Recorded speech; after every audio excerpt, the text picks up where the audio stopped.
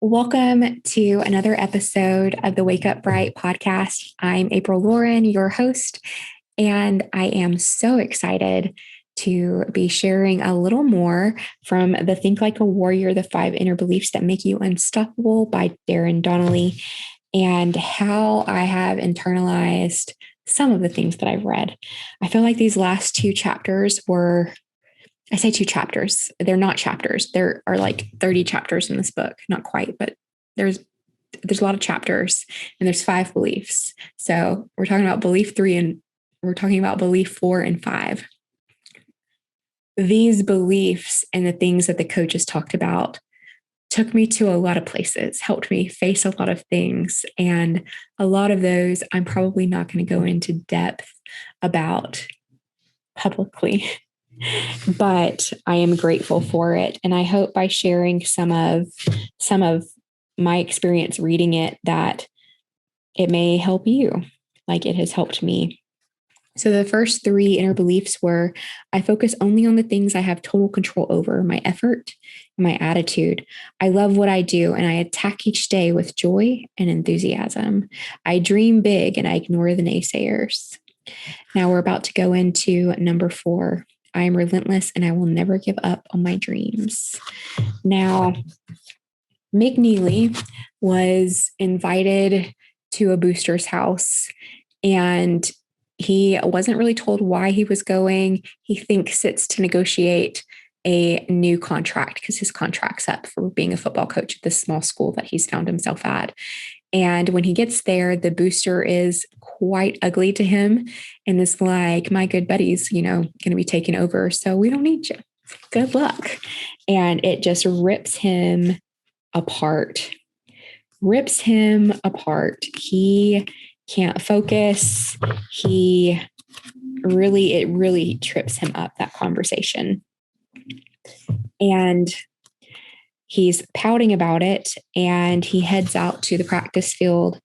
And as he is out on the practice field, he notices another field. And this other field, I feel like I may be screwing the story up just a little bit. So if it's not exactly as it was in the book, read the book. The book's great. I'll link it in the description, the box below. It'll also be on my website, wakeupbright.com. And in all the places.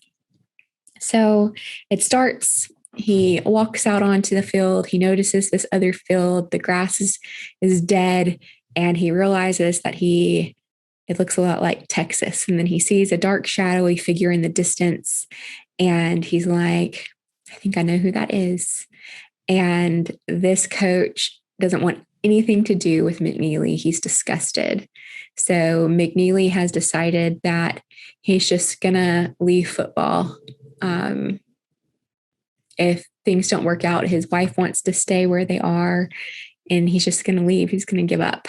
And he tells himself he's just going to retire from football and focus on another career that will make him happy.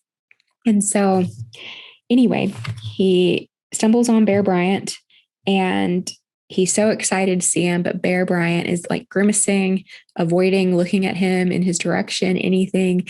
And he runs up to him and is like, hey, coach, I'm a big fan. And like super eager. And Bear Bryant is not having it. So for those of you who may not know, I am from Alabama. That's where I was born. And my dad was in the military. So I kind of grew up everywhere. But we made our way back to Alabama. And I graduated high school there and went to school there. So it really wasn't until I read some of the things in this book that I realized, even just the description, how much Bear Bryant's persona really shaped a lot of Southern culture, specifically in Alabama. I can't speak to other schools, but really football as a whole shapes the culture a lot in the South. But anyway, I thought that was just an interesting thing I kept coming back to in my mind as I was reading. So the chapter 20 starts out, Paul Bear Bryant looked my way, made eye contact, and turned away with a grimace. He didn't call out my name, smile, or walk towards me. He didn't wave me over. He just stood there, ignoring me. And so he's ran up and is like, hey, coach, you're a hero of mine. And Bear kind of cuts him off and he's like, so you want to quit? Just gets right to the point. And McNeely's like, retire's the word I would use. And it starts off with a super important thought. Good decisions are rarely made when we feel bad about ourselves. So Bear Bryant's asking McNeely to reconsider why he wants to retire. And he's like, good decisions are rarely made when we feel tired. Good decisions are rarely made when we feel bad about ourselves. And being tired makes cowards of us all. So he's like, I understand you didn't sleep much last night. And so Bryant says, being tired makes cowards of us all. And I never considered either of those, but it's so true. I know I'm not quitting my weight loss. Like this is for the rest of my life has to be somewhere on the table. It can't be forgotten or moved off, even when I reach my goal. And I know that I'm going to get there. And yet I've been just digging my heels in and not moving and almost willfully being stuck. And I think that's why this chapter hit me so hard. And I feel like I have a lot of commonalities with the sources of tension in McNeely's life. And I think it's designed to be that way so that if you're reading it, you're going to be able to identify with the character. Like smart, as I shared last time, has come at it's very needed, and I'm very grateful for it. Bear Bryant goes, I don't think you're a quitter. You just haven't learned what it takes to be a champion. And he's like, I know you need to love what you do and to be really great at it. I lost my passion for the game. And Bryant's like, what a load of BS. Just keeps calling him out. It's fantastic. And Bryant goes on to say, let me tell you something. There's going to be pressure with anything you do. Life is full of pressure. There's going to be ups and downs with any career you choose. But essentially, it looks like this. He's like, no matter what you do, it's going to be hard. There's going to be problems. So you should choose something that you love to do. And if this is what you love, you should do it. I think Neely's like, no, I really don't enjoy it. Bryant started coaching the Aggies in Texas, and his entire team, like the whole roster, was legacy players, people who just kind of had scholarships handed to them because of their parents or relatives, friends, whatever. And so what Bryant did was put them through holy hell on the football field in a summer camp type situation. And only 9 players didn't quit.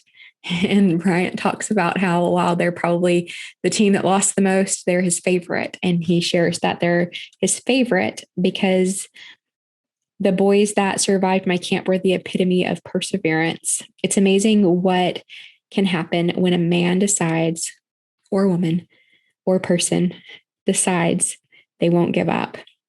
You wouldn't believe how much further our limitations can be stretched. Most people have no idea how much pressure they can take, how many obstacles they can withstand, how many times they can get knocked down and still get back up. They don't realize how far they can be pushed because they place mental limits on themselves.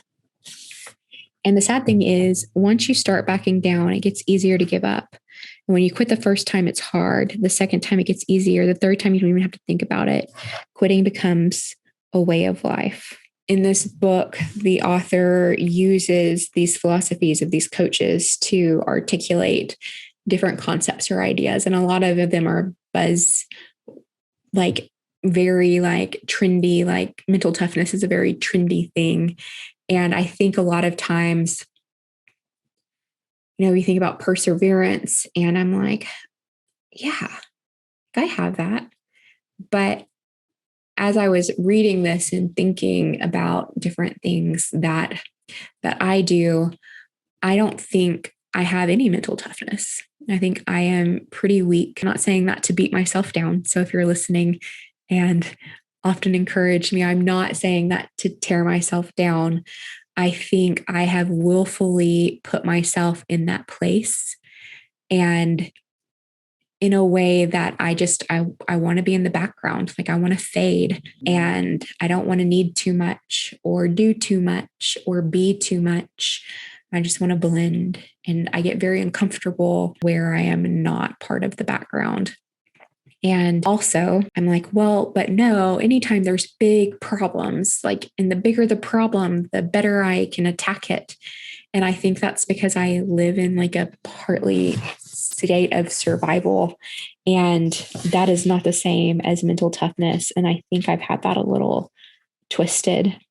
So going back to that, I don't know at what point it was. I think I was pretty young. I'm not saying that I don't know how to articulate my thoughts. And I'm sure some of you can relate to what I'm saying, because I think it's common for us to stop dreaming, and or maybe even never have the luxury of dreaming, and to let our limiting beliefs trap us in different cycles, and to just give up on ourselves. Sometimes that feels like the best course, but that's a lie. We should never give up on ourselves. It's the worst thing. If it's all mental, what makes the difference between those who quit and those who stick it out? Simple. It's a choice each person makes. I've seen plenty of quitters in my time, plenty of kids who never gave me their all, never reached their God-given potential. Over decades, I've developed a pretty good eye for those who had mental toughness to succeed and those who didn't, those who were willing to choose perseverance and who I could tell would be looking to quit as soon as things got tough. I passed up on loads of much more talented recruits because I knew they didn't have mental toughness required to play on one of my teams. How could you tell? They had already developed a habit of quitting on themselves. That's why I always liked undersized, scrappier kids. I knew they had something to prove. I knew they had been told over and over again that they didn't have what it took, but they refused to believe it. Mental toughness is a choice you make. It's not some gift that some people have and some don't. It's a choice. And the choices a man makes become habit.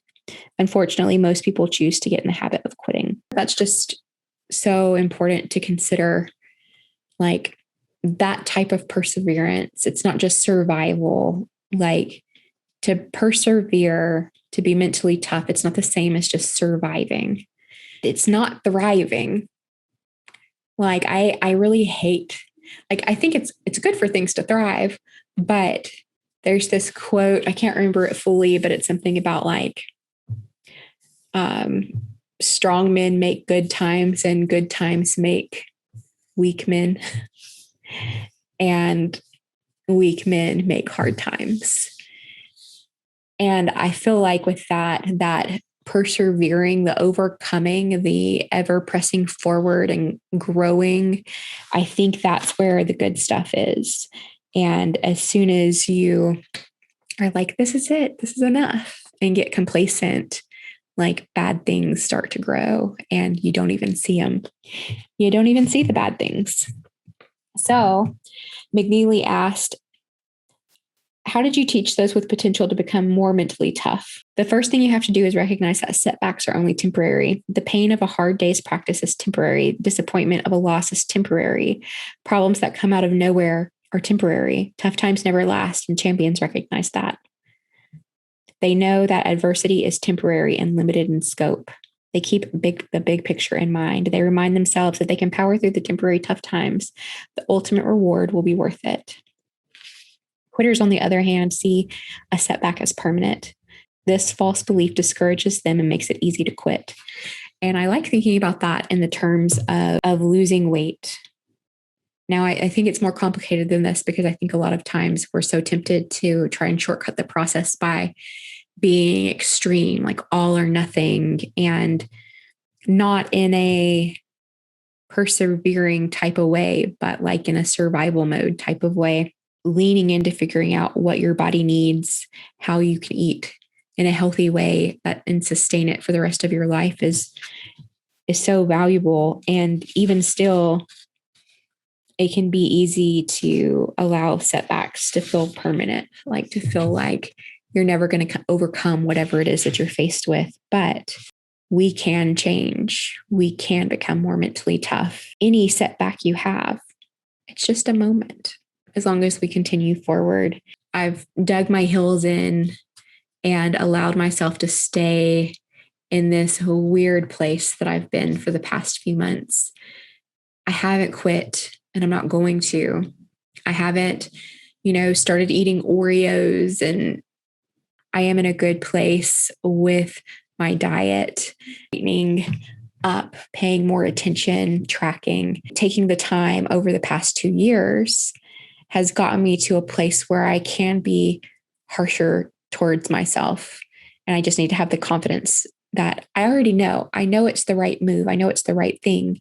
And I just need to allow myself to feel that confidence. Light some really hard things for me to think about, using it for fuel. I do not like to feel angry. And I go through great lengths to not feel angry towards anyone about anything. And while there's a good side, like an upside to that, there are a lot of not great things about being like that, something that I'm working through. This book, I needed it at this time. It's given me words to so many things that I'm struggling with. And having those words, it's powerful because it gives me a way to move forward, to put it on paper, to face it. And I love that. The mentally tough learn how to take anger and use it as fuel for accomplishing a goal. Another way is to take something that is making you angry, like an unjust situation or plain bad luck, and use it to fuel your focus. Take this booster who got you all bent out of shape. Why would you quit and let him have the last laugh by forcing you to quit? Why would you stew about him and let him steal your focus? And that's been the most frustrating thing for me, is the realization of what I had allowed to steal my focus. Like, that's such a good way to put it. McNeely responds, I'm trying to do that. And Bear says, stop trying and start doing. Decide you won't let him rob you of your passion and your focus. Instead, use your anger.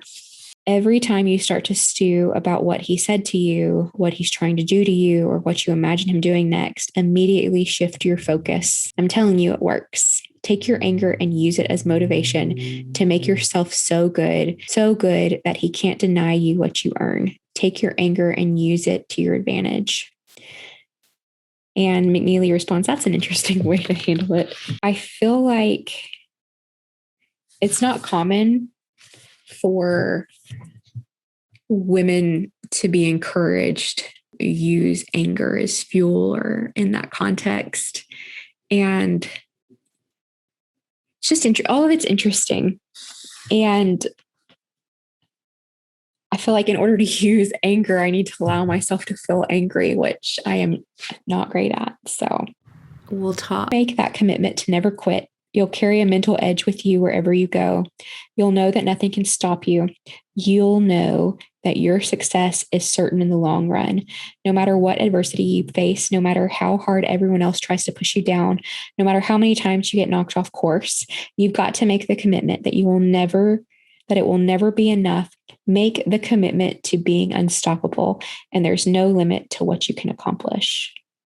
It's my choice, nobody else's. I loved this part of the book. I've already shared that. And we're going to go ahead and move on because I know I'm being a little chatty. Go over that fourth belief is I am relentless. I will never give up on my dreams. I know that problems will come my way, but I know that I have what it takes to overcome each and every one of them. No matter what obstacles I face today, I will fight my way through them. Nothing can stop me from reaching my chosen destination. I choose to persevere and never back down from the obstacles that stand between me and my dreams. Simply making this decision to never give up assures me of success in whatever I set out to do. Faced with adversity, a man must make a decision. He can decide to cower back in disappointment and regret, thinking it's all too difficult to go on. That's what most people do, and that's what makes them average. Or you can decide that no matter what you're facing, you will not back down. Choose to embrace a warrior's mentality. It takes courage and guts, but most of all, it takes relentless grit. They go on to play really well, and he ends up getting an offer from a big school. So he's been coaching at a small school, and he's going to offer from a big school. And his family really wants to stay where they're at, and he's struggling with that decision. And he goes to bed one night, and he hears a party in his basement.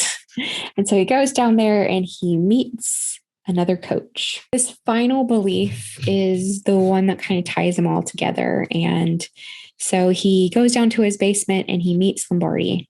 He talks about how he's dreamed about meeting him and all the things. And then he's like, what have you got for me? What am I here to learn? And so they have the conversation, and they're going over what all of the other coaches have offered. And Lombardi agrees with Coach Wooden that if you focus on giving your best, the results will take care of themselves. And Lombardi's like, I 100% agree. And then McNeely's like, aren't you the one who said winning isn't everything? It's the only thing. And Lombardi shook his head and scoffed. I've never been able to live it down, have I? What I said was that winning is not everything, but making the effort to win is. I was trying to say that the will to win is everything. I meant giving everything you've got to achieve a worthy goal is most important. He goes on, I also said on many occasions that the will to win and the will to excel are more important than the results that follow. Anyone who knows me knows what I believe, and I will always stand by that belief. We must not ever lose our will to excel and improve. That's the point I've always tried to make, that you can never be apathetic or complacent. You have to keep striving, keep moving forward, keep excelling and chasing new goals. What you've learned from the other coaches are 4 of the 5 core beliefs that make a champion a champion. If you or anyone else were to embrace these beliefs, to really live by these principles day in and out, you would accomplish anything you set your mind to. But there's a 5th belief that needs to be part of this mindset. One more principle that you need to embrace. This is the final and most important belief. A man will only rise as high as his confidence level. Lombardi said it with a grin.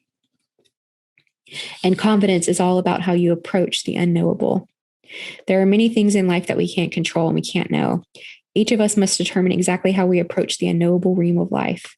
Many people approach this realm with fear and extreme caution. Some people try to ignore this realm, but the strategy usually leads to either too much caution or too much apathy. Champions, however, approach the unknowable with confidence and faith.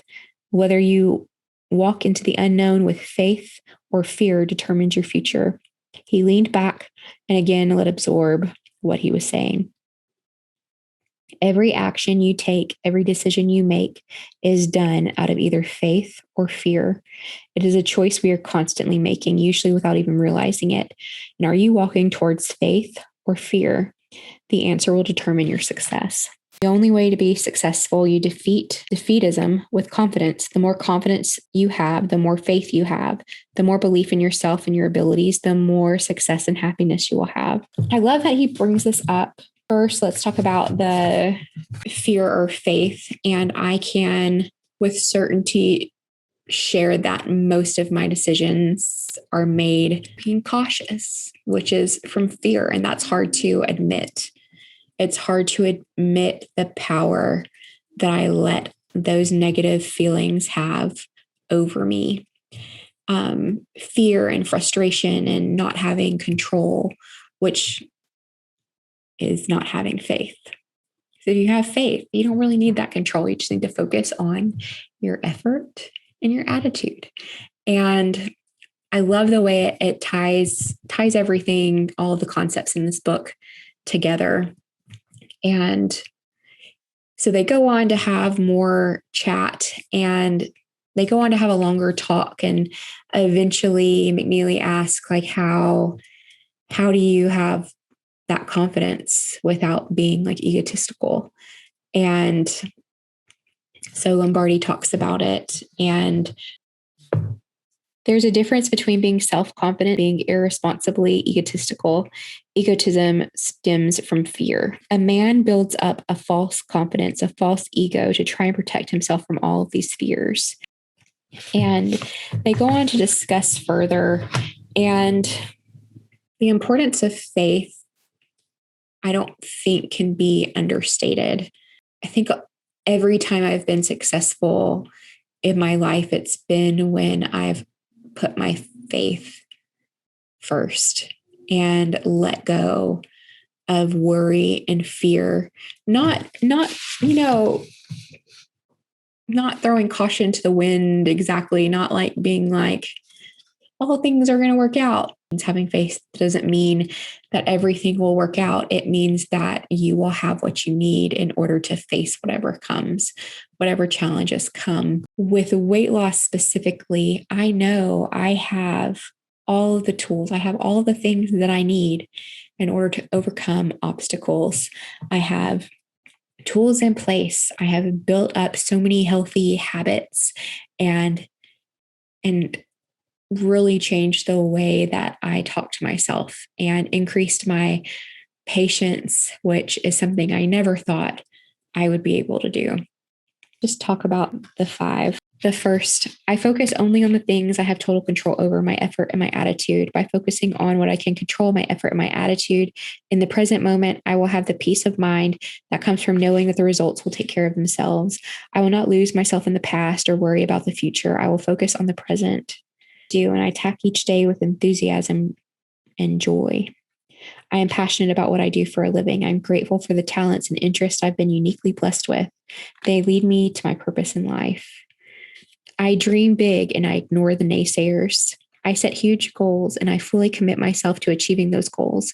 I ignore those who tell me to be more realistic about my goals. Naysayers represent the voices of fear and cynicism.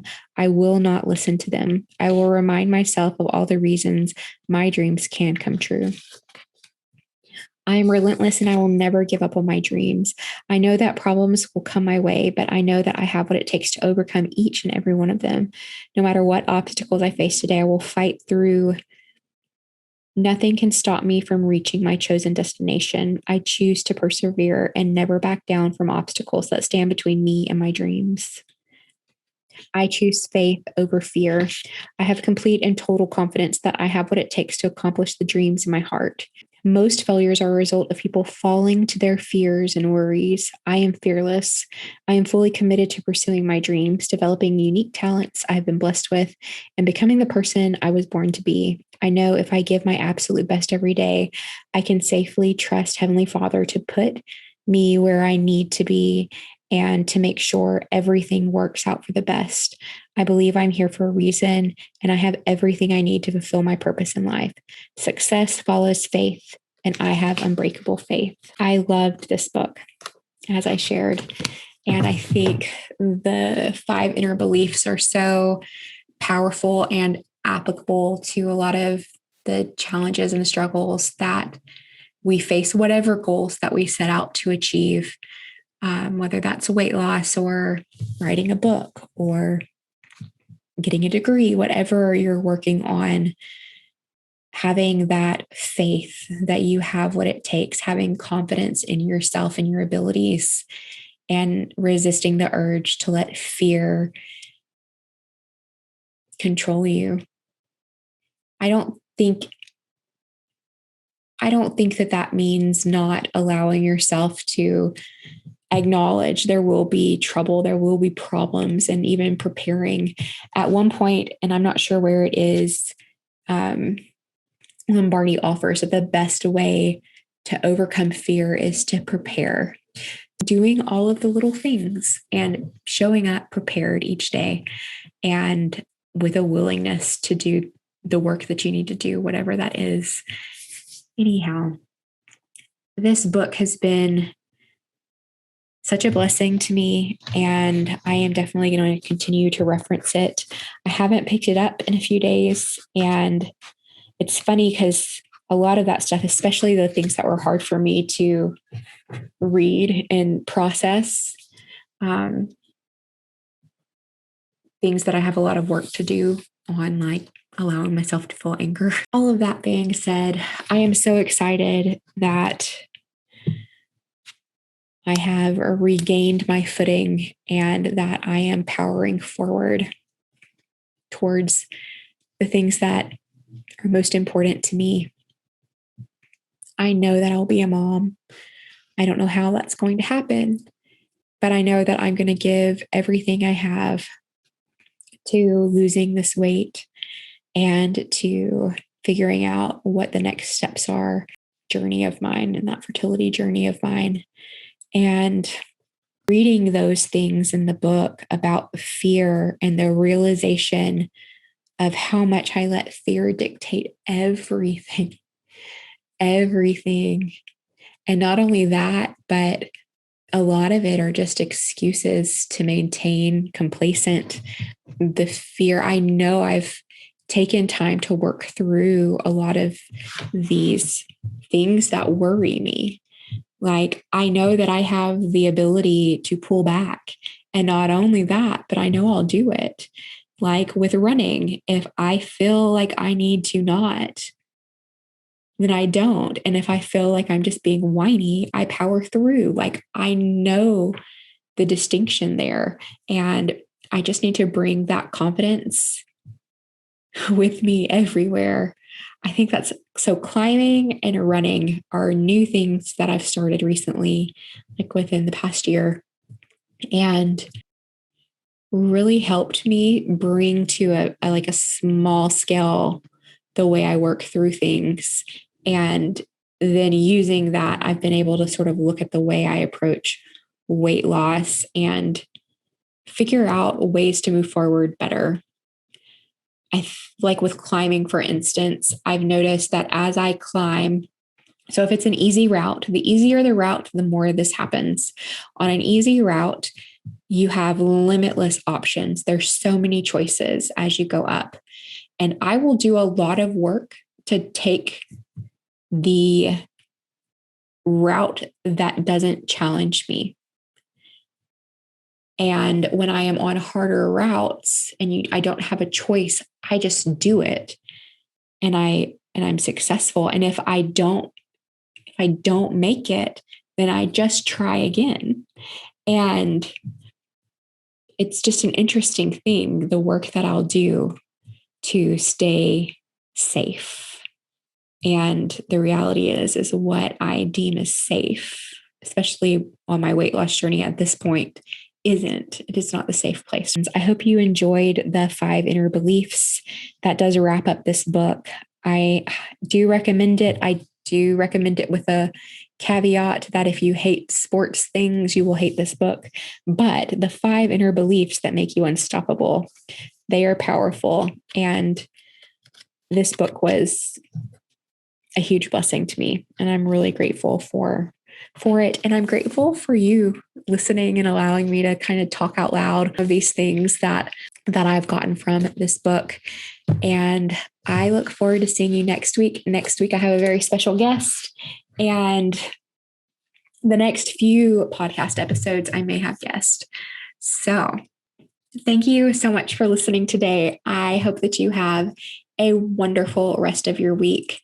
And remember, you're worth doing the work. You are worth facing the rough and hard things and figuring out a way to work through them. You are worth living each day a little brighter, a little healthier, a little better. And I am too. I hope that you have a wonderful week. I love you so much. And I look forward to talking to you next time.